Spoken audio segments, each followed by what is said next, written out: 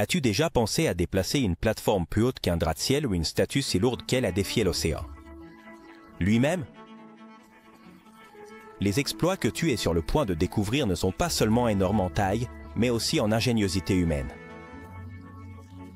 Des baleines sauvées avec une précision chirurgicale aux bâtiments entiers qui marchent dans les rues, c'est un monde où l'impossible devient possible. Mais le plus étonnant n'est pas seulement la taille de ces exploits. Ce sont les détails uniques derrière chacun d'eux. Comment transporter une structure plus lourde que 70 avions commerciaux? Que faut-il pour déplacer un bâtiment historique sans qu'il ne perde une seule fissure de sa façade? Ce sont des questions qui ont des réponses aussi fascinantes que les histoires. Elles-mêmes. Prépare-toi pour un parcours rempli d'émerveillement, car ce que tu es sur le point de voir ne te surprendra pas seulement, cela te fera te demander jusqu'où l'humanité peut aller lorsqu'elle est confrontée à l'inimaginable.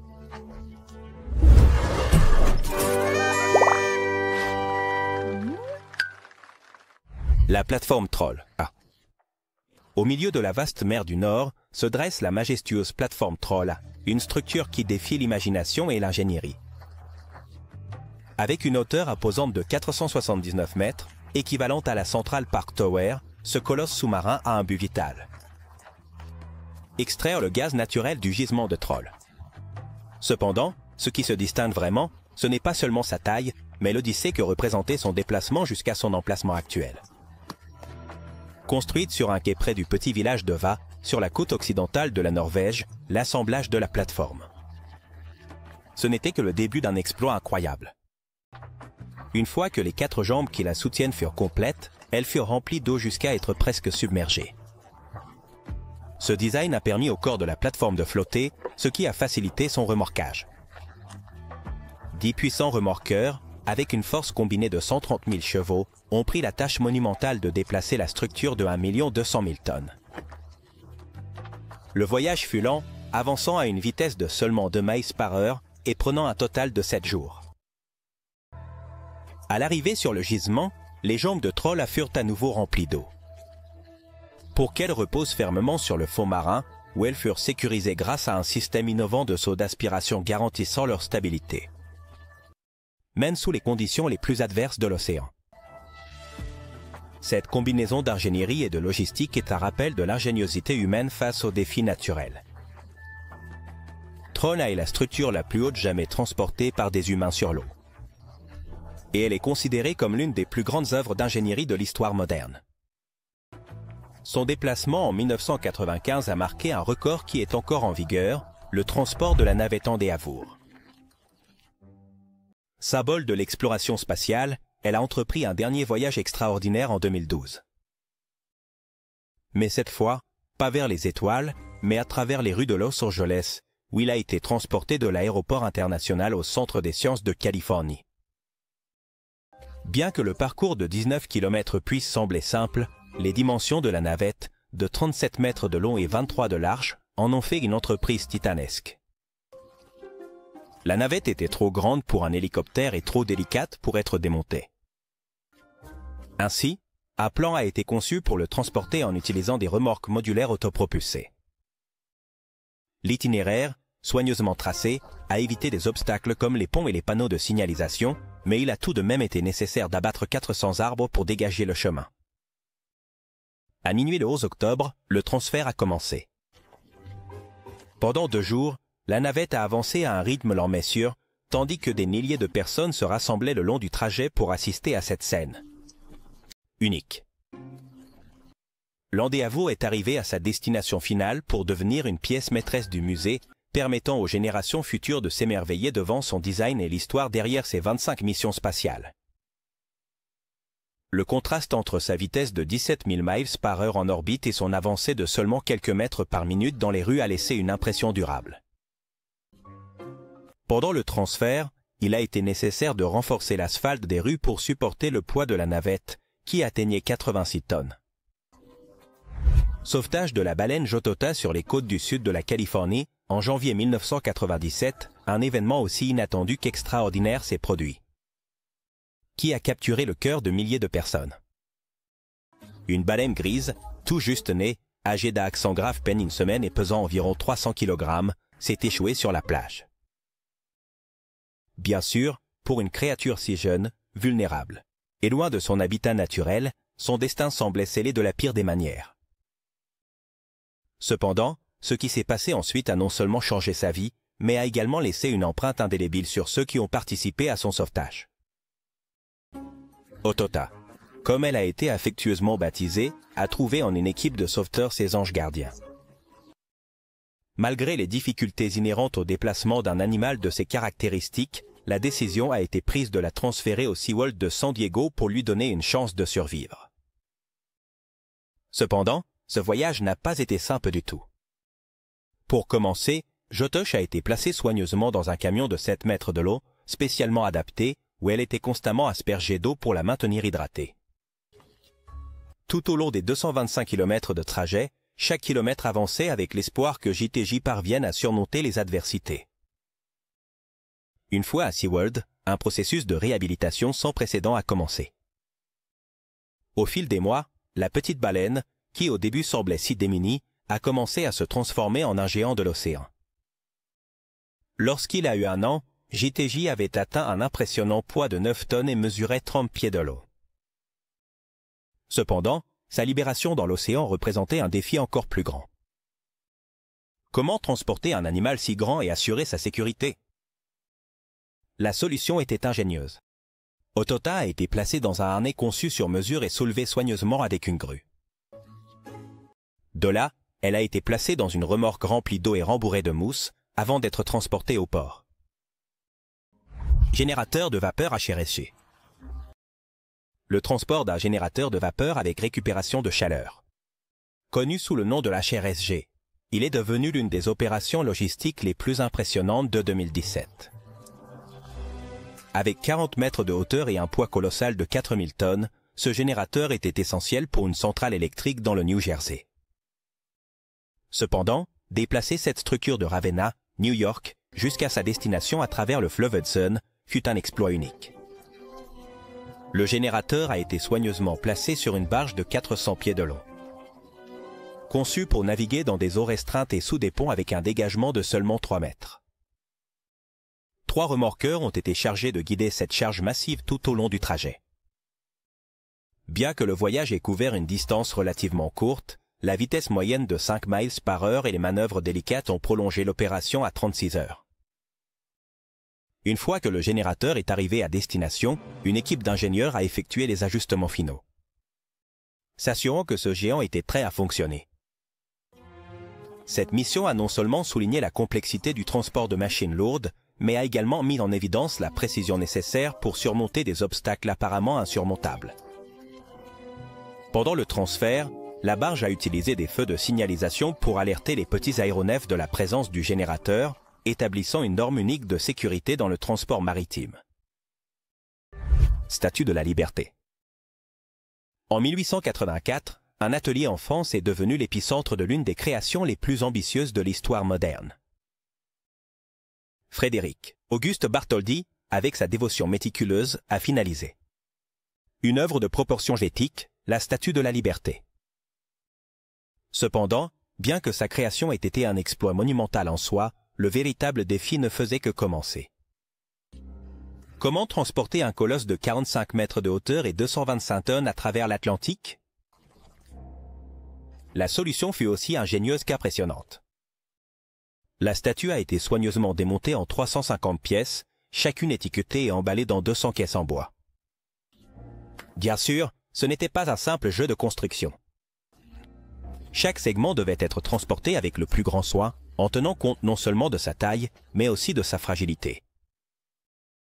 Ainsi, tout fut chargé à bord de la frégate française Isère, qui entreprit un voyage de 27 jours. Peux-tu imaginer l'émotion de l'équipage, naviguant avec l'un des cadeaux les plus significatifs entre deux nations? Une fois que la frégate est arrivée sur les côtes de New York, la logistique ne s'est pas arrêtée. Chaque caisse a été déchargée et transférée sur un bateau plus petit qui l'a emmenée à l'île de la Liberté. Là, a commencé la tâche titanesque de réassembler ce gigantesque puzzle.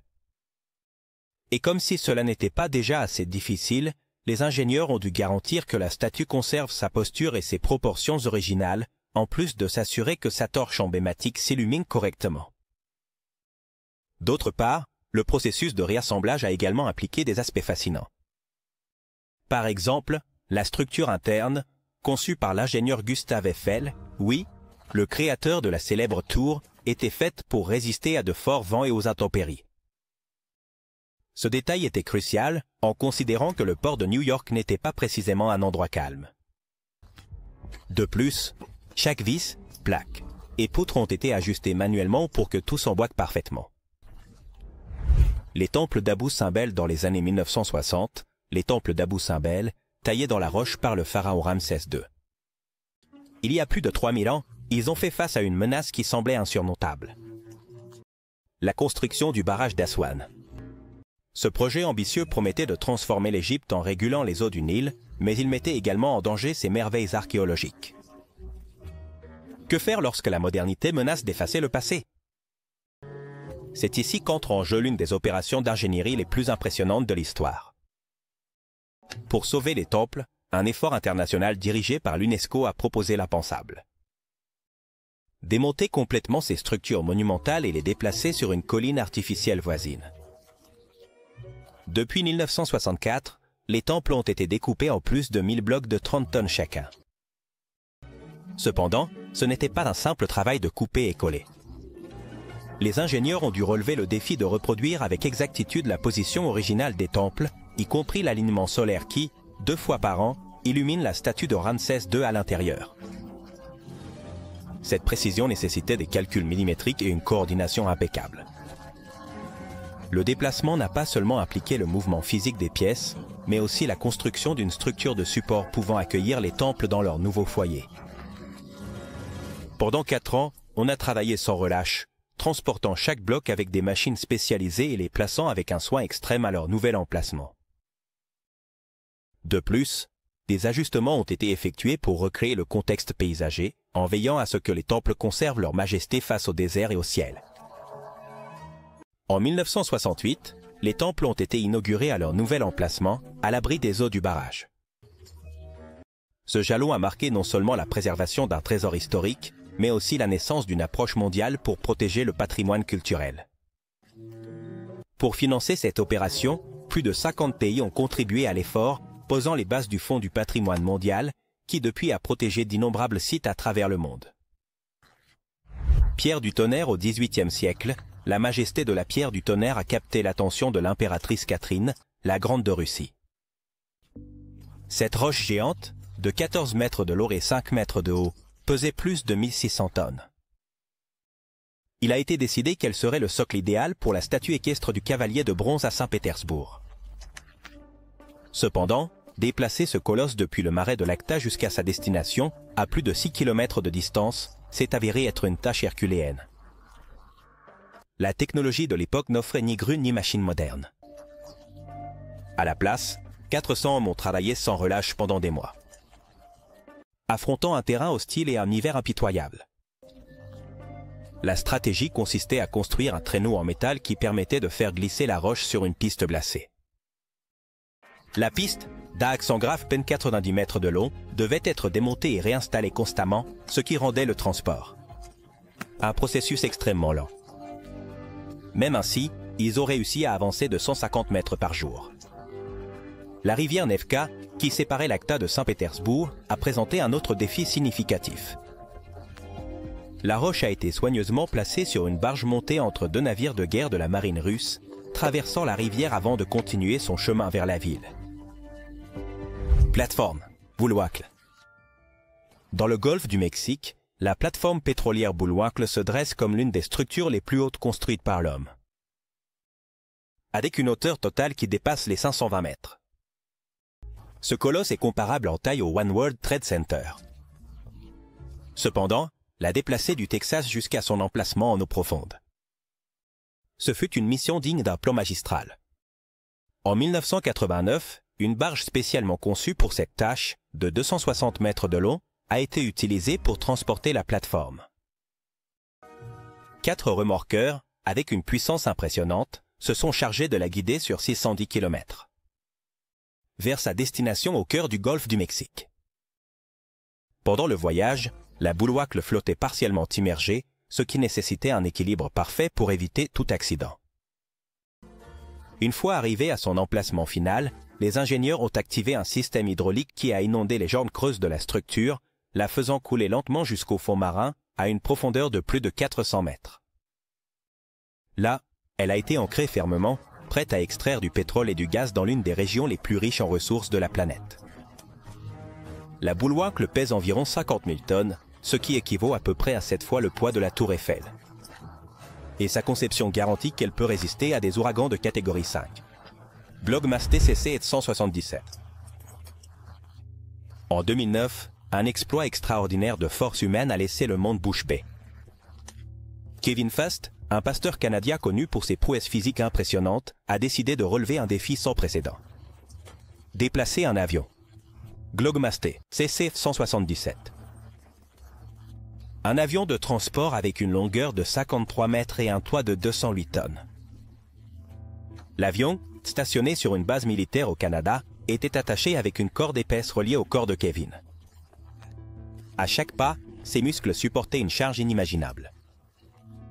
Après 76 secondes d'effort continu, il a réussi à traîner l'avion sur 30 pieds, établissant un record mondial qui perdure encore. Cet exploit a non seulement démontré l'incroyable endurance physique de Kevin, mais aussi sa détermination et sa discipline.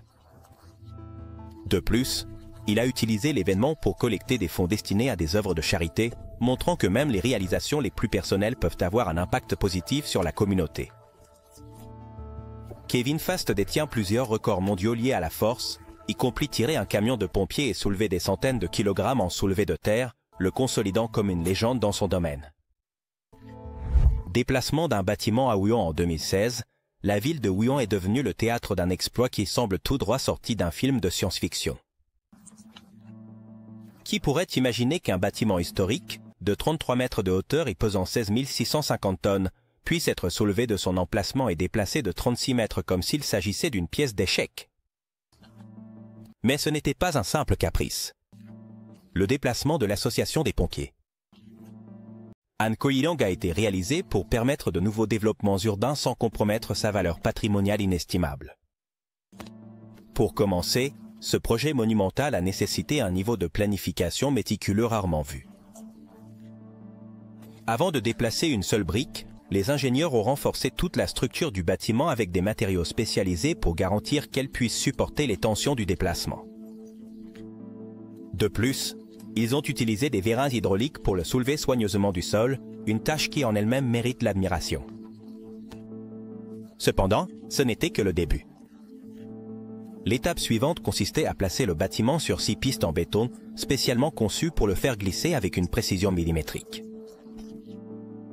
Bien que la distance parcourue ait été relativement courte, à peine 36 mètres, l'opération a pris 11 jours complets en raison de la lenteur et du soin extrême requis pour chaque mouvement. Chaque détail a été supervisé au millimètre, car toute erreur aurait pu compromettre l'intégrité du bâtiment. Et nous ne pouvons pas omettre de mentionner le symbolisme derrière cet exploit. D'une part, ce déplacement a représenté un équilibre parfait entre le progrès et la préservation historique, ce qui n'est pas toujours atteint dans le développement urbain. D'autre part, il a démontré comment l'ingénierie moderne peut trouver des solutions innovantes à des problèmes qui semblent impossibles à résoudre.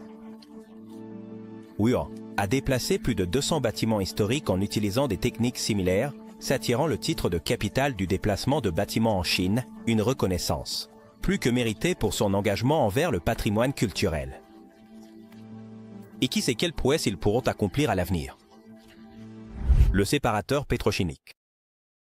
En janvier, le froid de l'Alberta, au Canada, n'a pas arrêté l'une des opérations de transport les plus fascinantes jamais vues. Un séparateur pétrochimique de 315 pieds de long et 800 tonnes devait être transporté d'Edmonton à Fort Saskatchewan, une distance de 24 km. Bien que le trajet puisse sembler court, les dimensions de l'équipement industriel et les conditions hivernales en ont fait une mission complexe. Le séparateur a été placé sur des remorques modulaires conçues spécifiquement pour des charges de cette taille. 2 camions tiraient l'équipement depuis l'avant, tandis que 4 autres le poussaient depuis l'arrière. Cette configuration fournissait la force nécessaire pour déplacer l'équipement qui occupait toute la largeur de la route. Les basses températures ont ajouté un défi supplémentaire car les surfaces glissantes nécessitaient une planification et une coordination méticuleuse. Le convoi avançait à une vitesse de seulement 9 miles par heure et ralentissait encore plus dans les virages, ce qui a prolongé l'opération sur 3 jours. Les conducteurs, les ingénieurs et les équipes de soutien ont travaillé en parfaite synchronisation, s'assurant que le séparateur atteigne sa destination sans encombre. Cette opération souligne non seulement la capacité de l'ingénierie moderne, mais aussi l'importance du travail d'équipe face à des défis monumentaux. L'Alberta dispose d'un réseau routier connu sous le nom de corridor de transport de charges lourdes, conçu spécifiquement pour transporter des équipements industriels géants. Avec le moins d'obstacles possible. Sauvetage du MV Sewol. En avril 2014, le naufrage du MV Sewol près de l'île de Jeju, en Corée du Sud, a marqué l'un des chapitres les plus sombres de l'histoire maritime du pays. Avec un poids de 6800 tonnes, le ferry est resté submergé dans les profondeurs, un rappel silencieux de la tragédie qui a coûté la vie à des centaines de personnes. Cependant, 3 ans plus tard, en 2017, une opération titanesque a commencé pour récupérer le navire. Un effort qui a combiné technologie de pointe, planification méticuleuse et, surtout, un objectif profondément humain. La première étape de cette mission était stratégique et complexe. 2 énormes barges ont été positionnées soigneusement de chaque côté de l'épave. Mais c'est ici que tout devient vraiment fascinant. Sous le ferry, des canaux ont été creusés dans le fond marin pour installer des poutres en acier. Ces poutres, connectées à un système de verras hydrauliques, étaient responsables de soulever le navire latéralement. Un processus qui, bien que lent, garantissait que la structure du ferry ne subisse pas de dommages supplémentaires. Une fois que le MV Sewol flottait à nouveau, la grue flottante imposante Hyundai Dinil est entrée en scène. Avec sa capacité à soulever jusqu'à 10 000 tonnes, cette machine colossale a stabilisé et redressé le ferry en utilisant 64 câbles en acier. Et c'est ici que le spectacle a atteint son apogée. La grue, dans un balai mécanique parfaitement coordonné, a levé le ferry à une position complètement verticale. Un moment qui a coupé le souffle aux spectateurs et à l'équipe de sauvetage. Mais ce sauvetage n'était pas seulement un exploit technique, c'était aussi un symbole de guérison pour les familles touchées par le désastre. Chaque mouvement du ferry hors de l'eau semblait porter avec lui un poids émotionnel. Cet effort monumental a démontré non seulement la capacité de l'ingénierie moderne, mais aussi la résilience et la volonté de relever des défis apparemment insurmontables. La grue Hyundai Dinil, qui a été essentielle dans cette opération, a des bras qui mesurent 590 pieds, une longueur comparable à 2 terrains de football consécutifs, ce qui en fait l'une des plus grandes grues flottantes de la planète. Structure gravitationnelle, Hebron. Au large des côtes de Terre-Neuve, au Canada, sur le champ pétrolifère d'Hébron, un exploit monumental d'ingénierie a été réalisé, la construction d'une structure gravitationnelle. Connue sous le nom de GBS, pour ses sigles en anglais, elle a marqué un point de référence dans l'industrie pétrolière. Cette plateforme en béton, conçue pour résister aux conditions extrêmes de l'Atlantique Nord, avait une hauteur de 390 pieds et un poids impressionnant de 650 000 tonnes. La structure a été construite dans une cale sèche, avec un caisson creux qui lui a permis de flotter lors de son déplacement. Plusieurs embarcations ont remorqué le GBS sur une distance de 350 miles, avançant lentement à une vitesse de 3 miles par heure. Ce rythme lent était essentiel pour garantir la sécurité de l'opération et éviter d'endommager la structure.